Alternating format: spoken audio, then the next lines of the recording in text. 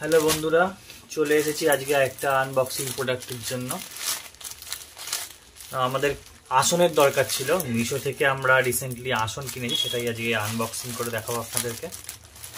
এই যে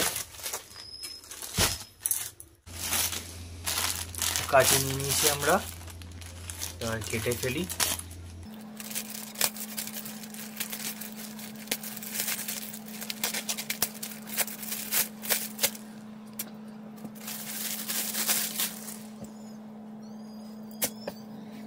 চারটে বড় বড় আসন,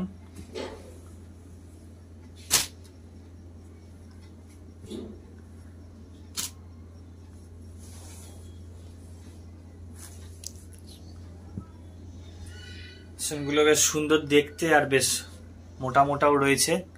আমি তো দাম দেখে ভেবেছিলাম এই দামে হয়তো আমি কোনো ভালো কোয়ালিটির মাল পাবো না। কত নিয়েছিল দাম? 175 টাকা। চারটে 175 টাকা নিয়েছিল মিশো থেকে।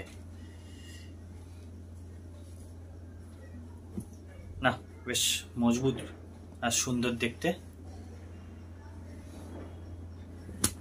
সরি, 175 না 160 টাকা।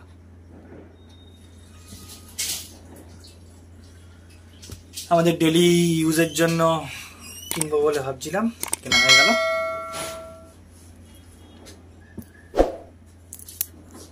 Thank you.